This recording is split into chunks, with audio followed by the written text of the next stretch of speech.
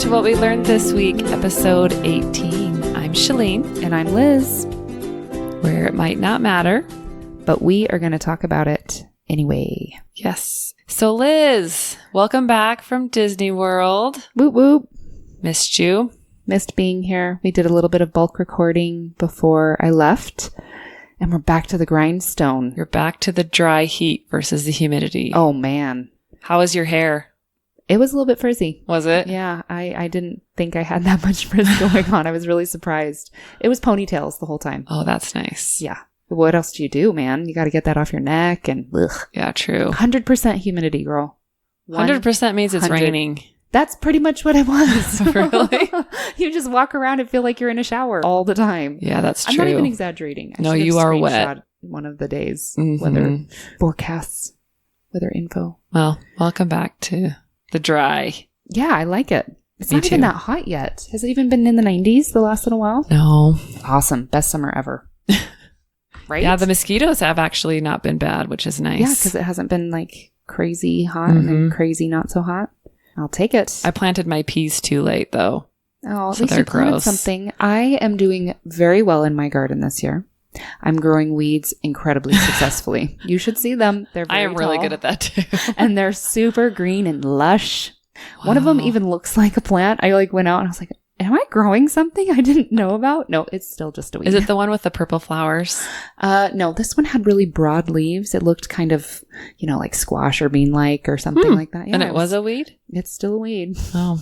I'm growing 4 mysterious squash-like plants. I can't tell if it's zucchini or pumpkin. Ooh. Lauren planted them. I have no idea. So We'll see. we'll have a surprise. Yeah, that's exciting. yeah. Have a surprise. And for some reason, I was growing dill. Really? I don't remember planting dill, Hmm. but we were babysitting a dog over the weekend and he ate it all. Oh, sad. Dill is really fun. It doesn't bother me, but I thought, dogs like dill? I didn't know. I don't know. He really enjoyed it. He was They out also there eat every day. grass, though, so. That's what I thought. I thought he was eating the weeds, like he had a stomach ache, but It was the dill? The dill he was did have gone. a stomach ache. Isn't dill part of that, like, help your stomach family or something? I don't Or no, know. Maybe that's a niece. I asked my husband, he's like, I don't think a dog would eat a dill pickle if you gave it to him, but I guess they like the spice. I feel like we should try it. Should we experiment on that? Talk about it next Getting time? a dog to eat a dill pickle? Yeah, I want to do it now. All right. You I can think see if your dog will eat my it. dog would do it. Your She dog ate a would eat strawberry. anything. She has eaten a lot, yeah. She's a little bit annoying that way. I was clearing out my strawberries the other day and she was eating, like I threw strawberries to her and she ate them. Like, Why would you with waste ketchup. strawberries on a dog? No I offense. gave her the smashy ones. Oh, okay. Yeah. The ones that you're not going to eat. Mhm. Here, you Fair can have enough. it. Are you Yeah. still getting strawberries? They just barely started actually Oh. this season. I don't know why. Huh. It's been a rough year or two for my strawberries. Apparently that's where my dog likes to dig as well. So we have to re-dig them out every so often. Do you cover them up for the birds? No, but that would probably be why I have so many smashy strawberries, huh? I don't know. The birds ate every single one. So I had to go buy like this pop-up Like a net or what? tent thingy. That's like a net. Huh.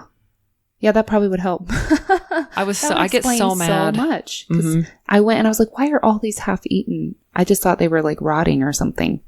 Birds. I'm not really good at growing anything. Let's just be honest.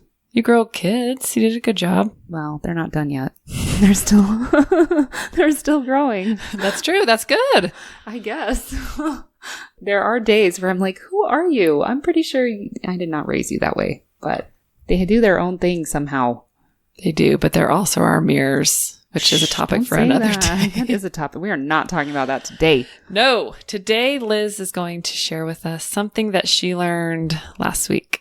On vacation with my family. Extended family. Extended family. Yes. And to be fair and to be clear, I've been away from that dynamic for that many days for a lot of years. I mean, I've been married for 16 years. We just celebrated 16 happy last anniversary. week. That's a really long time. We're getting close to half my lifetime.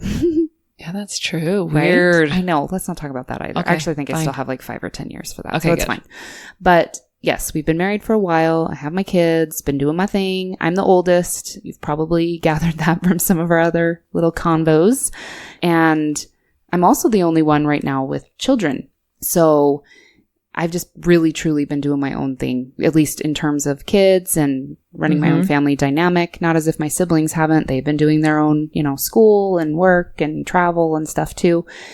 But we haven't had like family trips like this. Okay. Since I can remember when I was 18 for reals. Wow. 18 or 19. Yeah. That was the last time we did a big family trip. And that was, we were divided. One of us was driving one car. The other was driving the other car. So there was a lot to configure. We had car rides to work out because we only rented 2 big vehicles for 15 people. Okay. And we stayed in a condo resort type thing. Nice. So which is nice. Yeah. But you're still bunking up. We didn't each have our own room. Okay. Yeah. So we're doing small groups in each room scenario, I guess. So there's a lot to coordinate, and it was 100% humidity and hot. Yeah. And Florida and someplace we'd never been. So you have to like figure the maps out all the time. And then let's just add that Disney parks are insane. It's 4th of July week. So there was a ton of people, and there's already a ton of people anyways. Right. You're just navigating a lot of things. In fact, my therapist pretty much put it that nobody goes to Disneyland without having some type of heated, I don't know, discussion or situation that they walk away from. It's actually, that's true. Don't you think? Yeah. I mean, had a you've been, really, right? I had a really good vacation, but there was a moment with my dad I regret. But yeah. But it's it a kind thing, of right? builds up and builds up. Yes. So here's the thing that I really saw a unique contrast between, because I scheduled, not realizing a month ago when I scheduled my therapy session, because P.S. I go to a therapist all the time. Love it. Actually, You're not alone, my friend. I am a big fan now. It's funny how for how many years I was like, I don't need that. I'm fine. And now I'm like, no, I'm going. She is in my monthly calendar. Nice. No different than I would take care of any other thing for myself. Like I get my hair done. I wash my hair. I go to the gym. I go to my therapist. It's on my thing. And that's a whole nother, we could talk about that too. But simply said, yeah, she was scheduled for pretty much the day after I got back from my trip. Oh, good. Yeah, it was really good actually. I needed some. Anyways, she basically claims, that that's just the recipe for draining yourself emotionally. But Vacation with family? Or yeah, I guess I should be clear on that. No, not just vacation with family, although the components that go into that can be what drain us emotionally. So heat, being too tired, not eating like you normally eat, right? So at home, even if I don't eat the best, I'm not out on the road. It's just different. I actually ate better to some degree for a couple of days there than I do at home, because I was like, oh, I'll pick a salad. Somebody else is making it for me, right? Yeah. Or I'll pick this one vegetarian dish. Somebody else is making it for me. And I don't always eat like that at home. There may be times where it's just a protein shake or maybe a handful of M&Ms. I don't know. I'm just saying. Right? Yes. So all of it is different while you're there. But I was surprised at the start. So I teach yoga, right? We talk about this all the time. I teach my students about how to replenish their reserves.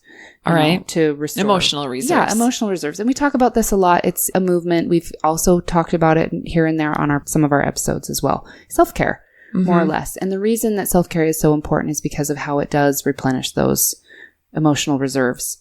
So it's a component. Emotional reserves is a component of self-care is what you're saying. Yes, absolutely. Okay. And I don't think we always finish touching on that specifically when we talk about self-care.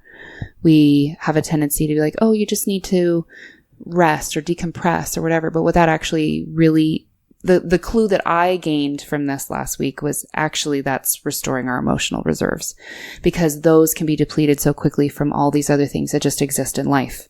They just can, right? Chaos, busyness, stress, heat, like extreme weather it's a real thing. It actually affects your body because you're so much energy is going to that. And that's kind of how she put it. She basically was reminding me, us, my spouse and I, when there's that much energy going to those type of things, then you don't have the energy to navigate emotions the same. And emotions are energy. Right? I can see that. Totally. Energy in motion is, I don't know if you've ever heard that phrase before. Maybe we've talked about that too. So maybe we've only talked about it on the side. I don't know. I liked your face. Thanks. Sometimes I feel like we need a little clip of while we're recording. No, we're good. We're good. It's true. I'm still in my pajamas. Maybe that would be bad. Yeah. It's real life, my friend. It is. Real life. Yeah, this one's an early recording. I love it. So in teaching students about replenishing these reserves, right? I often teach it so that we can pull from that when we need to, when things are difficult or stressful or something comes up that's, more difficult to navigate. But I guess one thing that I also noticed this last week was where there's a contrast between where we store that energy and we're building that reserve and where we put up walls or we are not vulnerable or authentic, or more importantly, I actually call this emotional banking because I've noticed that it can happen sometimes in really close family or personal relationships, or that I do it. So I'm going to use an example where I do this because that's an easier way to phrase it rather than, I'm not going to, there's no point in the I need an thing. Illustration. So this will be good. This is, an illustration. So I will be taking care of all these things at home. You know, I worked extra hard at doing some jobs around the house that, say, my husband or kids didn't want to do. And, you know, I got all this stuff done for the day and I made everybody's favorite dinner and they were kind of grouchy when they came to eat or they didn't contribute, you know, whatever, you know, they just didn't appreciate it the same. But I've been doing all these things all day that I feel like deserve some appreciation or some notice. And I don't realize that I've been stockpiling my list of what I've been doing or not doing or how I've been handling things. And then later that night, my husband and I get in an argument or something. And then I'm like, well, you have no right to be upset at me. Okay. Because look at everything I did today. Have you ever done that? Am I the only one? Maybe I'm the only one. No, I do that all the time. But in different ways. We all have our different thing, right? I had one friend that I talked to. She's like, well, I did this and this for you, so you should be happy. Wait, what? That's not... When we say it like that, right? I made your favorite dinner, so you should be happy tonight, right? That's not really a condition for happy. I mean, you can contribute. Suddenly my will is involved in putting that on somebody else, first off. And secondly, this is where I love-hate, right? Love-hate my spouse, because his response is... I'm still upset that you did this one thing. Great that you did all these wonderful things today. I appreciate that. That has nothing to do with right now. You forgot this thing or you yelled at the kids over this or whatever it is that I did. But he's like, I really don't appreciate that. What? You can't be mad at me about this, right? Stockpile. So emotional banking. Wow. We bank on, I've been filling this little savings account or this little thing of, you know, my list of what makes me a good person or what I do. And then we use that later. It's interesting because I think I do that a lot. I guess because you're talking about your spouse. I'll do that when I'm feeling guilt about not being productive in the day. Oh, interesting. So if my husband comes home, like straightened up home is something that he really, really likes. Yeah. And I think a lot of people are like that. It's not unusual. To me, it's not my forte. I think anyone that knows me really well knows that. I have other gifts. I've been to her house a lot and it is not that bad. Well, I mean, I don't have trash on the floor, but occasionally there'll be crayons there and I literally do not see it. I don't know. That might be a gift to me. To my husband, it is not. That's a gift. Yeah, that's a beautiful ability to just be in whatever's there. Yeah. But when I feel guilty, if it's not like he likes it when he gets home, I'll give him this list of everything I did in the day. I'll be like, well, I did this and I did this as like, this is why I didn't do this part that's important to you. Interesting. And it means nothing to him. Interesting. Yeah. But to me, I feel like, oh, look. And I think it's maybe a little bit different. Sure. But I totally do it out of guilt or to repair something rather than to want somebody to do something for me. So does that make sense? Yeah, absolutely. Okay. Yeah. To me, it's still the same concept. I've seen it in other maybe family members or people, situations, right? Where, well, I did this and, you know, same thing. It's a list. It's a tally. It's this feeling. It is a tally. Yeah, it's a tally. It's a feeling that you're keeping track of, keeping score, right? That you're keeping a tally of everything that you've been performing or doing, and so that justifies your behavior, gets you out of something, or gives you a get out of jail free card, or means that somebody else can't come down on you, or anything. I think it also gives you power. I've heard this described as golden handcuffs. It's a little bit different than a tally. Okay. But for example, I have a family member whose mother does so much for her children. She watches all the grandkids. Like she'll have 4 of them over and one will be an infant. Wow. She'll take them wherever she goes. She buys them very expensive gifts. She takes them on vacation. And yet she expects those kids, when she wants something, it will be done. Yes. Right now. That is exactly it. It will be done my way. That is it. It's this power play. And I don't really honestly think she knows that she's doing it. I think she just worked herself into this way of lifestyle and it works for her. Her kids are kind of resentful, but at the same time, they don't want to give up those perks. There's an expectation though of sacrifice that is on the other person's terms. And so you feel beholden to them. It is a golden handcuff. It is, you know that, and that those were a couple of moments that I witnessed from the sidelines, right? That some of this dynamic was going on, you know, that because I did this for you, then it must mean that in this moment, this is what you need to do for me. And it was difficult to see how often I can do that in my own life. And how do you disentangle yourself once you start to recognize that it happens around you a little bit too? And the reason I bring that up in conjunction with the emotional reservoir is because for a lot of years, and I think this is why this was such a powerful contrast for me, if I'm not repeating contrast, whoops. I don't think so. Okay, good. Is I was under the impression for a lot of years that this kind of goes back to my boundary conversation. It does. Because of the expectations that came with, this other person sacrificed here, here, and here for me. So that means when they ask me for something, I have to just give it.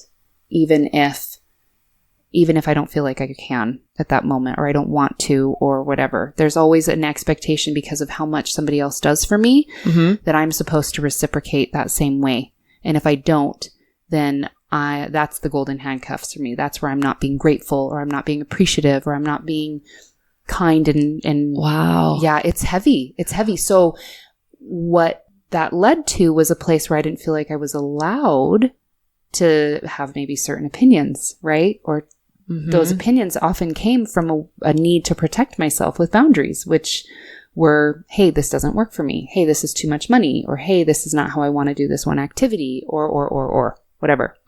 Right? So it was just so interesting that I'd started to reflect on that while I was in this experience all week. And again, to the credit of the overall experience, there were a lot of powerful, fun things that came from it. I don't want it to sound like that was the only thing that I gained from my Disney World experience. Yeah. I probably won't do Disney World again. It's a little bit too much for me. I prefer the Disneyland experience. Okay. Yeah. Show up for 2 days and done. Go to the beach. We had a 5-day pass, girl. So every day we were there doing something. Love all of it. Sorry you don't. But that's okay because then it saves room for me when I go. Perfect. You can have it, girl. Thanks. It was so powerful to come back and chat with a therapist and have her kind of remind you, hey, one of the reasons you're so exhausted and overwhelmed right now about some of the things that happened is how quickly your emotional reserves went down. And so she's fantastic at listening for a really long time. And then she'll give me one little nugget the last 3 minutes. And then we don't talk about it again until the next time. So which I love because I feel like it's a trust that as an adult, I can handle figuring stuff out, right? Okay. Like she's not explaining everything to me and telling me what I need to do or not do and how it even looks in my life. She gives me some truth. And then Adam and I talk about it, or we work on it, or we put it in our life in a way that fits us best. Wow. It's awesome. But we both kind of talked about that for a few moments afterwards as to the things that depleted that emotional tank while we were there, and to be more aware of what depletes that before we're all of a sudden on empty.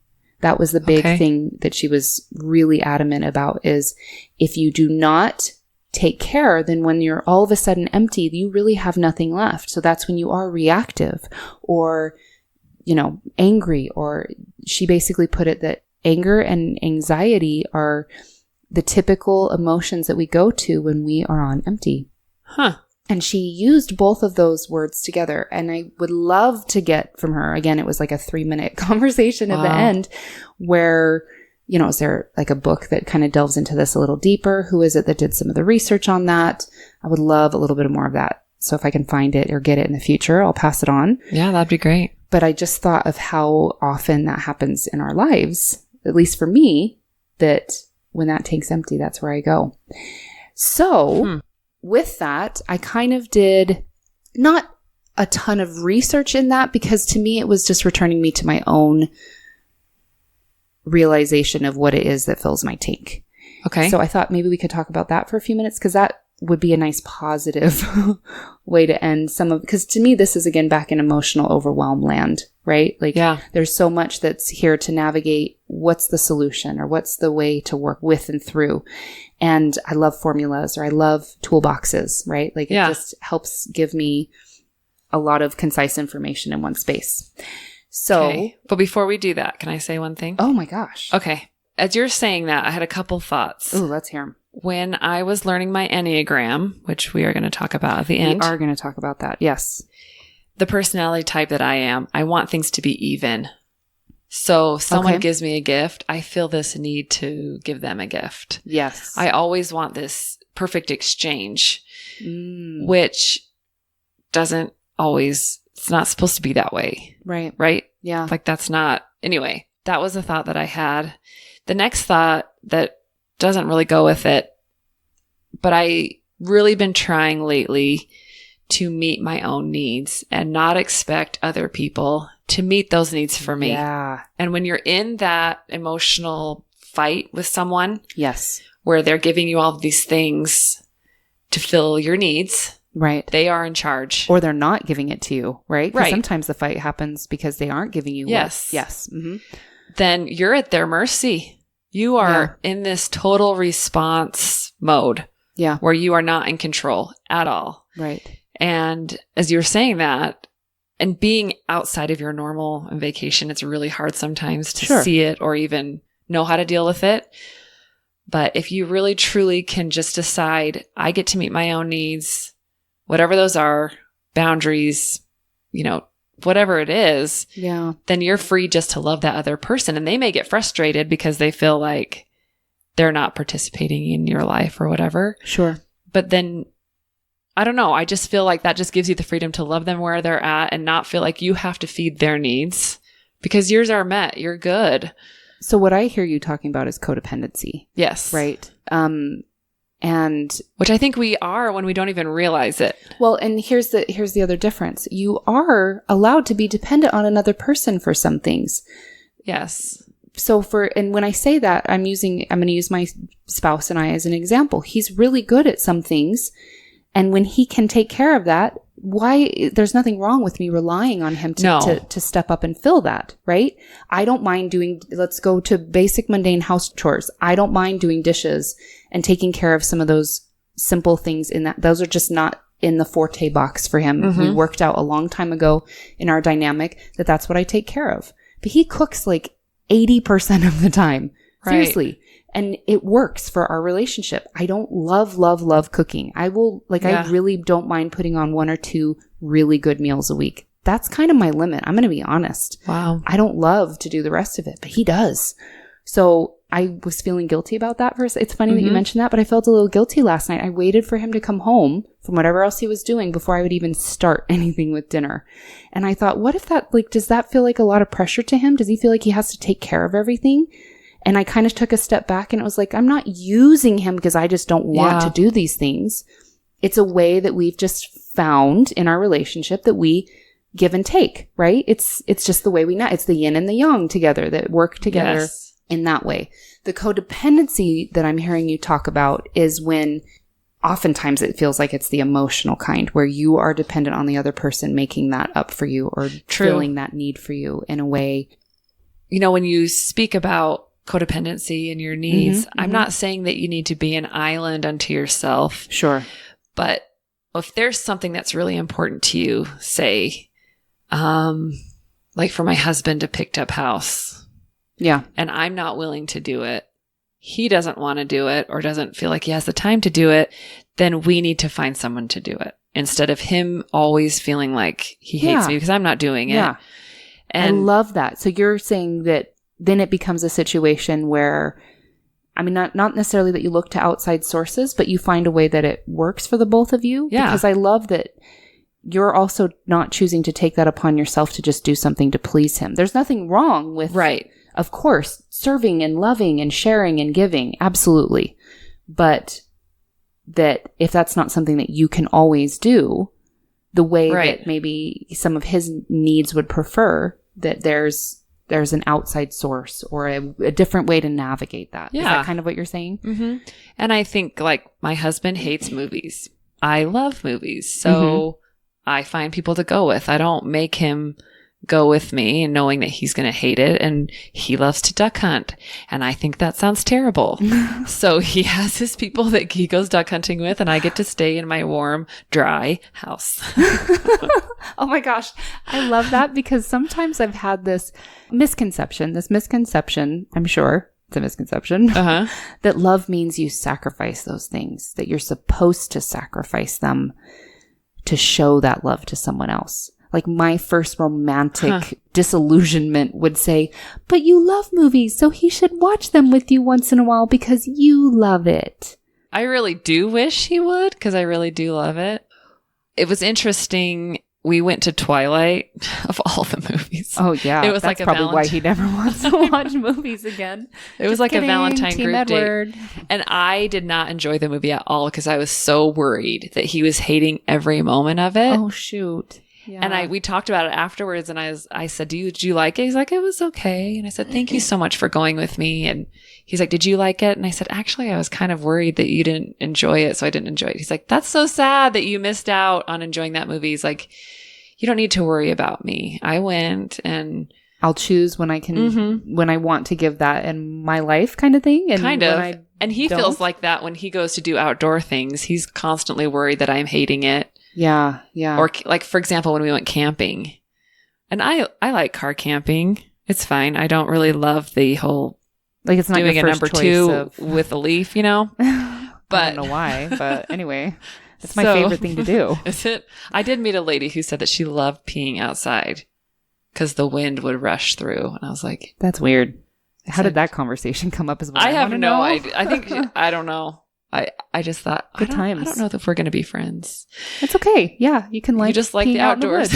I will admit that there is something that you can ask one of my other friends that will do some traveling with, and I'm always like, okay, I got to go to the bathroom. Can I pee outside? I don't know. There's something that happens. It's so freeing. Is it? Just so you're the same. Well, it's not because the wind rushes up there. That's weird. But I do like that wild, let's be outside and a part of it all. Yeah, I kind of like that. Yeah, I don't. That's awesome. Yin and yang, or yin and yang, or whatever you say. Yeah. I like it. We need it. Anyway, I just wanted to reinforce the fact that we don't have to sacrifice ourselves for the relationship. I just think that that's a good example for me too of clarity in maybe the difference between that emotional pull that I will, again, referring to, that emotional banking thing. That is where I can respond sometimes. Oh, you should do this for me or not do this for me because that means you love me. Or, oh, yes, that's a good way to relate it to emotions. Because I was trying to think of how to, those are very physical, concrete things, going to the movies or whatever, but maybe there's an emotional need for there's a massive emotional tie there. Compliments. Yeah. That is something that really, for some reason, I didn't think I was a compliment person. Sorry. Oh, and when my husband gives me compliments, it's really feels good. I like it. Yeah. But it's really hard for him to give me compliments. So for me, waiting for my self-worth to come from his compliments is not wise. So how do you feel then about that love language book? Do you remember the 5 love languages one by Gary Chapman? Where he talks about, and have we touched on these before? The 5 love languages that are just that, compliments or words of affirmation. There's service, physical touch, quality time, and gifts. Because I remember reading that with my spouse and him being a little resistant to it as well. Yeah. The whole, well, that's really difficult for me to do. So why can't, I don't know. What I walked away with from that is there has to be happy medium too. Yeah. Okay. My love language is quality time and words of affirmation, but does that mean my husband doesn't love me because he doesn't come home every day and say, you're so amazing. I love this long list of things you did. You look beautiful today, even though you're in sweatpants for the 5th day in a row. Like, what am I wanting out of this? Instead of seeing that my husband happens to be service oriented and physical touch, which is like, please rub my feet, rub my feet, rub my feet. That's my, let's face it, every man is probably physical touch to a certain extent. I don't know. I mean, sometimes I think he'd take a foot massage over the other. I'm just saying. No, seriously. Okay, he's like, no, sweet. really, rub my feet. Do it. No, I hate it. Feet are gross. I'm a foot massager for his birthday. No, he wants my hands. It's a thing. So I'm like, Okay. I'll buy you massages all day long. That's where we have to get outsourced. There you It's go. not somebody to clean the house. It's somebody to give him a massage. That's not wrong. I like it. Oh man, it cracks me up. But that was kind of the discussion that we had afterwards, was you also, maybe in finding out what your partner's love language is, you'll be able to see too where they show love differently. So they can make an effort certainly to meet your needs on some of that. But I never loved, and I love that you brought this up, I never loved that it was this, and that's probably not really the notion in the book. I just walked away with this, what, I'm supposed to fill that reservoir all the time for him, and that's my job. And there's all these gimmicky things that have come from that. Have you heard of the poker chips next to the bed or something? And when this one couple did this, I guess, as a way to like do the emotional tank filling thing. And if their reservoir was a little low that night, they'd put up certain colored poker chips or take away from them or something like that. And their spouse could see, oh, my spouse is really struggling right now. This is a very visual way to do it. And so that they could, if theirs was words of affirmation, they could sit and stare into their eyes for 5 minutes of uninterrupted eye contact like Steve Martin and just tell them, you are amazing. You do look beautiful in sweatpants. When you say that, I think we have this idea that, okay, my husband knows my love language is compliments, so I'm just going to sit around and wait for him to give me compliments. Yes, that's what I'm talking about. Yeah. I think it's okay to ask. Like I said, I would really like this. What? Hold on. Can you do that though, Chalene? Let's be honest. I have. Have you been able to come to the people that are most important to you and tell them, in all honesty, what you need in that moment? I did. I told my husband the other day, I said, when you give me compliments, that is like, I don't want to be gross, but no, it's like a porno for a dude. Like it gets or something. Well, I'm saying like it revs my engines. It makes me feel loved. It makes me feel wanted. It makes me want to be connected. Yeah. Thank you. And he was blown away by that. He's like, really? That's all it is? Yeah. At least for right now, at this moment in my life. Yeah. You give me a compliment and that's going to go a long way. I'm yours. Granted, if he's not willing to give me compliments and he can't do that, I can't sit around and wait for that to happen in order for me to feel happy. Right. I need to find a way to feed that tank, feel that reserve. I can't wait for him to do that. Yeah, but where's that balance? Because if it's something that somebody's just unwilling to do, how does that not feel personal? Ugh. Well, it does feel personal, but I didn't marry him to make me happy. No. Yeah, there's that. Like, if you really, truly cannot find it in yourself to make yourself happy, you never will be. There's no one that can ever get into your head and say, Liz, I know exactly what you want and give it to you. Even if you tell your husband. Then, right? Is it going to be as authentic? I don't know. Because then there's that whole nonsense too, right? Don't just give it to me because. Right. Exactly. Yeah. So when you know what you want and you can't get it, or you ask someone to give it to you and they can't give it to you, you really are going to have to find a way. So self-reliant, right? Being responsible for your own. So I guess what we're both kind of saying though is our emotion side, we're largely responsible for that, right? Yeah, I think so. And I do think, when you're talking about giving the love language, when your emotional reserve is full, it's not hard to give to someone else. So true. You want to. True. Well, it's easier too. It just is easier. Yeah. I do remember in coming home and being so overwhelmed and tired, there were two different things that came up where both my husband and I were needed to help with something. And I remember being so like, I can't do anything, so resistant. And I did not realize how desperately just tired and overwhelmed I was. And then by yesterday afternoon, I mean, we're talking, I got home at like 8:30, 9 o'clock on Sunday night. Wow. So all Monday and part of Tuesday, I was like, I can't function. And then all of a sudden yesterday afternoon, that's only 2 days later. I was like, oh, I'm okay. I mean, really, yes, it's so very real, Chalene. It's so real. I don't know why it took this experience and that conversation with my lovely therapist to like finish putting those pieces together. Cause I feel like they'd been floating around up there for a while. Yeah. And maybe that's just what it was. They were floating around up there and they didn't have a situation in which they could lock. And she could give a name to it too. Yeah. Which is nice. Yeah, that is nice. But it was it was just very concrete. all these things that I've been teaching my students to do, or I've been trying to fully grasp myself. And that it's almost as cut and dry as here's your list of this can fill your emotional tank, the end. Okay. So you had 2 days. What did you do to fill your emotional tank? I slept a lot. Sleeping is definitely I'm actually very serious about that. When you are tired, you cannot, like, where is that energy going to come from to deal with difficult stuff? Bottom line. Like, that's why when, there's first time mommies or people that work different night shifts or day shift, whatever, you are sleep deprived, you are not probably thinking the best that you possibly could. It just doesn't help. And then there's all the sleep studies where, you go for 24 to 48 hours without sleeping. You're like hallucinating. You are legit having not good situations happen in your body. So crazy. Right? We really need that. It really bothers some people that they have to sleep. It still bothers me. Does it really? That's why I think I'm talking about it, because I've always, you could ask my mom, I've probably always been this way. As a kid, it was like, okay, bedtime, go to sleep, hours.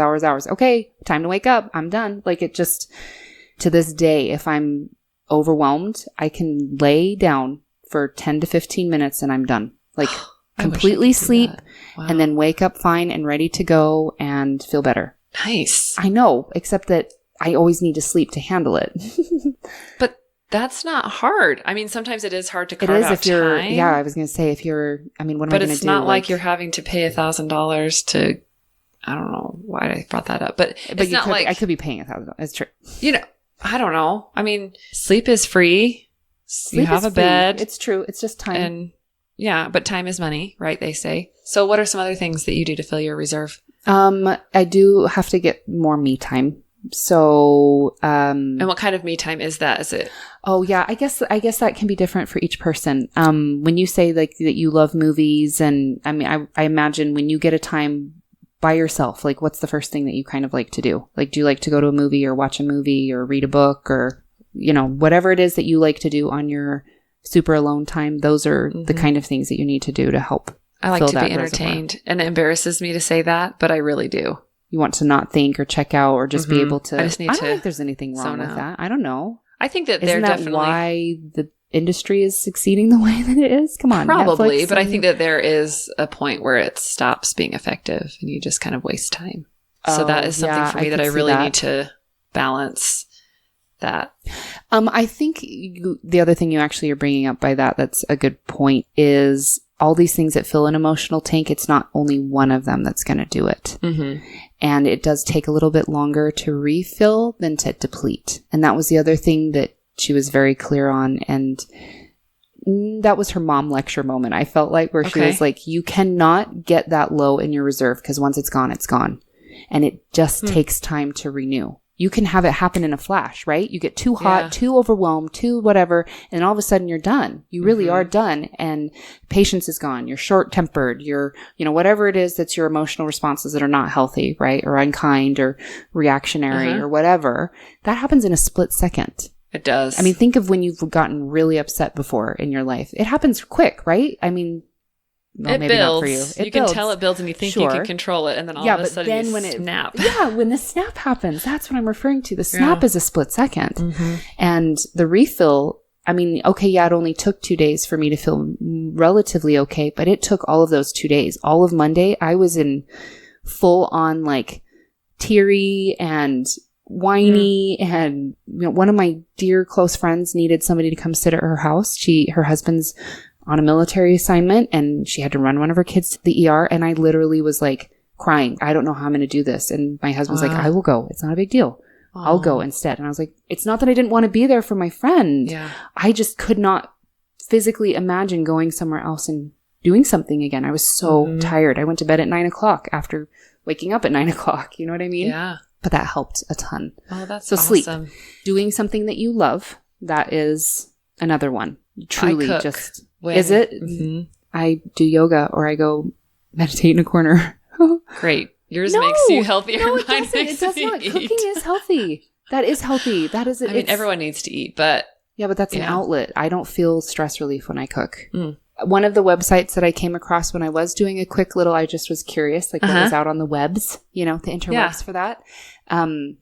One of the gals that shares the list of restoring that emotional tank, she talks about how Anyway, she talks about how visual and sensual women are. She uses women specifically. Okay. And that we actually need a sensory experience. That was on her list of what was important for us. So is that why a hot bath is really good? That's exactly what she's talked about. The hot baths with candles and light music. Or there's a lot of sensations going on that it helps to soothe at the same time. Yeah, I like that. It's interesting that you said me time because I'm totally the same. Are you? Yeah, that really feeds. I just need time to be sometimes. It's not even doing anything constructive. Yeah. But I do think sometimes I probably could do something that took, I always think me time is like no effort time. Right. But I think that I could have me time that is some effort that would reap some really good emotional reserves, like writing in a journal or reading. You know what though? The lists, a couple of the lists that I read, I mean, yeah, those are things that help. But they weren't necessarily top on the list because a lot of it really was what you're talking about. It's getting away from. The point is to not be in the day-to-day. Really?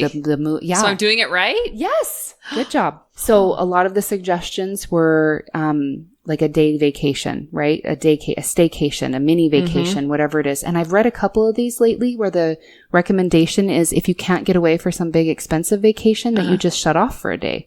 Truly, you get away from your phone, you do whatever you want for the whole day. And if I look at days where I've done that, I probably read a book for 10 minutes. I don't even know what I'd wander around the house. I'd maybe play with the dog. I'd take a really long shower. Like there's nothing constructive that I could say at the end of the day was a list of stuff I did, but I feel amazing afterwards. And then tomorrow you get lots of stuff done, I'm sure. For sure. And you almost always are more productive. When you're that stressed, you're more productive when you take a step back. And that's a real, I mean, it's a real thing just based on personal experience, but I've read enough junk out there that it's the same thing. You cannot be productive when you're too tired and stressed. You cannot. You can't be creative either. And if your work is a creative work, pushing yourself to that creativity, no way. That's why we need time to mull over things. That's why meditation, for example, if you do have a meditation practice, is so useful because you clear the space so that the other stuff can show up. And it's funny because to me, meditation is work. That's interesting. It is work. It's work. It is work. Yeah. It's not like taking a nap. But when you kind of step into just from a side note, as you step into a meditation practice more, the work is the release at the same time. It's no different to me than like what you just mentioned in I just want to not do anything. That's what meditation is to me. I get to lay there and not do anything. I'm not doing anything. Yeah. It's not work because I don't have to do anything. I don't have to think about anything. Every time all the thoughts float around in there, it's, oh yeah, okay. And then move on. I get to let everything go all the time. Wow. For that 10 minutes. That sounds really healthy. I should do that. Well, I should probably cook more, but... No, you shouldn't. Why? I don't know. See? Same thing. Why? When you have as much... We were talking the other day about how much cheaper it is to eat out. And it is. I really believe. Cheaper to eat out? Like fast food? Yeah. Totally. No way. Yes way. For you and your kids? That's a lie, Stephen. It wasn't Stephen, it was my mother-in-law. Steve would not think that. Actually, that was a phrase from a movie. Oh. I was like, you're talking about my husband. Sorry, it's a lie, Chalene. What movie? It's Nacho Libre. Oh. It's a lie, Stephen. All I know is frijoles, right? Oh, does he say I guess he does, huh? I have no... Maybe not. I don't know. Need to watch it. Probably not. Your life would probably be just fine without it. Just saying. I don't know. Well, maybe not. That's a good laugh really does restore me, actually. Does it? Mm-hmm. A really good, genuine... Like belly laugh? I'm not like laughing at something your kid did yesterday to be nice. Because I don't actually care. I mean, I do care that you're happy that your kid's with you, but oh my gosh, it wasn't as funny to me as it is to you, but I'm really trying here. Oh my gosh. Do you have moments like that? Yeah, laughing is really good. Is that what we're asking? No, I'm saying like you have to try and really laugh at somebody's all story. The time. Like that's Is that how you feel with me? No. Yeah, never. Just like I'm sure you've never walked away from something I said and you're like, what is up with this wackadoo? Oh, no, I really haven't, to be honest. Oh my gosh, you're so sweet. But yeah, like when I see, did you watch Jumanji? The new one? Uh-huh. Uh-huh. I died. There were so many funny parts in there. It took me by surprise. Yeah. That really works for me. It worked your funny I don't bone. know how we got on the laughing part. But Because I think you hit a nail on the head though there, right? You want to be entertained. Like, let's just enjoy. It helps us enjoy life. I think that's a thing. Yeah, the same gal that did talk about the very sensual nature that women are, like taking bubble baths and the other stuff. She has a concise list of 19 things she thinks are the best. Oh, okay. Let's hear them. So I will be happy to post these. Some of them, the titles, I'm not positive exactly what we talked about getaway. So that's the staycation thing. Yeah, kind of a staycation. She has take a virtual vacation, which is a little bit different than staycation because that's the sensory, like restore your sensory pleasure. So take the bubble bath with all the other things, or go through a store and touch all the stuff that feels really awesome. Or I don't know. It's a virtual. It's supposed to be a very sensual oriented That vacation. sounds a so maybe little it would be like a massage or something. Too, okay, I can do that. But touching, my mom tried to get me things? sewing lessons. And the first lesson was to go to the fabric store and touch all the fabric. You don't love that? No, I said, peace out. I am not doing this. But you love bread dough? Yeah. That's kind of weird. I will go to the store and touch all the things. I love. Really? I know. She's dying right now, guys. I love, like, I am very sensory, which is interesting because it can be so overloading. Like, my senses can get overwhelmed real fast going shopping, and I'm like, get me out of here. I can't handle it. Sometimes with the really loud music, I feel that way. But there are times where I just like to go because I like to see everything. I love the way something looks in a window or on a mannequin or on the rack, and I love to touch it. Wow. I'm dead serious. I love it. That's crazy. I only love fabric stores because of how all the fabrics are organized. I can seriously just look. I love to walk down there and I touch all the fabrics as I walk by. What? I know. I like fabric stores because of the possibilities. Oh, I dream. Gosh, I just like the way it looks. Literally. I'm the person that they market to. Have we told this story? I was in Target once and I overheard the salespeople like, wait, why are we moving this stuff from here to here? And the woman that was in charge, because she must have been trying to train her other employees or something. She's like, because they've done the studies and people that love to come to the store to look for something new, it seems new if it's moved because they didn't see it before. And I am that person like, look, they have a new product. It's just been in the back for the last 3 weeks. It's not new. What is wrong with you? But I am like, oh, I just like the way it looks. It makes me happy. Oh my gosh, I love it. She says, get out into nature. So hug a tree or an iceberg. I don't know why. Hug a tree. Have you really ever done that? Hug a tree? Don't tell me. Okay. Okay. Well, maybe. I thought it was... But in fairness, we were like in the redwoods or something, and me and the boys were like, let's see if we can get around the whole tree or Hawaii or something. I don't know. I definitely think for me, getting out in the sun. Yeah. Not necessarily nature. Oh, sun. Maybe it would do it for me, but forcing myself to get outside, to be honest with you. Yeah. It is good. For me, any part of nature. Yeah. Feet in the grass, sitting out in the sun, working in the garden that I tend very well. That's me. I hate working in the garden. I want all the vegetables, but I don't want to work in it. Oh my gosh. You are hilarious. Okay. Music. She talks about music is very renewing. And certain music for certain activities. Remember we talked about in the depression that the classical music can actually rewire your brain. Absolutely. It's a thing. One of my sons is very dependent on music before he goes to sleep. He can't shut his brain down. And he swears by it. He's like, Mom, if I just get to listen for 30 minutes, I sleep better. What does he listen to? Classical. Does he really? Yeah, no, he really does. Wow. He's my piano player, though. Yeah. So it really just, it speaks to him, which is so interesting to me that he's the one that can't sleep because he's my creative kid. So I always think of this ability. I don't know why. It has no relationship whatsoever. It just does in my head. But because he's more maybe creative, he's a little less physical. So maybe he's not exhausted the same or his brain's still going or something. He's probably thinking of all the ideas. Probably. My other kids are out like a light. They hit the pillow. They're like their mom. We're done. So maybe I'm not as creative as I think. I don't know. It doesn't matter. I'm jealous. She says, choose happiness, which I feel like, I'm not going to read the whole paragraph on it, but I do feel like it has something to do with what we just talked about, where it's not dependent on somebody else, right? Like there's just some things we have to do for ourselves. Yeah.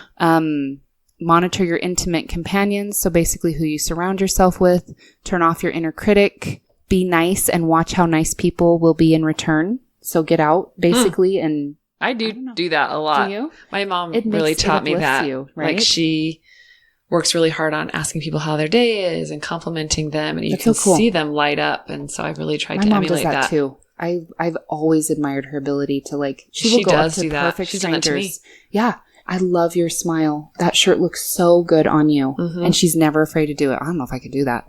Dump toxic clutter. So yeah, declutter. Yikes. Marie Kondo in the house. Dang it. Detach. Same kind of thing. Working with your own positive energy. Lighten up. Learn a new language. Let it go. So a lot of hers are a little bit, enjoy the moment. Practice gratitude. Accept yourself as you are. Find the fun. Make your own party. Eat dessert first. I liked that I one. feel like I want to print that out. Maybe I'll Sure. hand letter a sign or something. I really do. We'll make a feel little like a meme thing list. on it. Yeah. It's just handy. But what I loved is most of those things were not just, I don't know, you have to go on vacation. You have to do this. It's the same stuff we're talking about. Get some sleep. Unplug. A lot of it is basically unplug. You're getting a shift in perspective. That's it. Yeah. Right? Change it up. You need to change it up and get grounded. I love it. Thank you for sharing that today. And thanks for being here. So let's talk Yeah. for 2 seconds really fast about our Enneagram challenge. It's week 3. Yeah. So 5th week of July, we are going to discuss the Enneagram. So if you want to start doing some research on the Enneagram, I will warn you that there are lots of tests out there. Tons of information. It's actually a little overwhelming if you're not careful. Yes. There aren't very many of them that are very accurate that I found.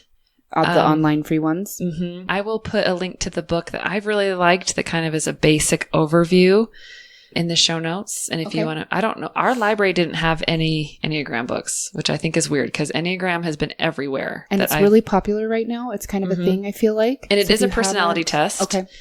It's a ancient, I can't remember. We'll go over it, but there's 9 different personalities Okay.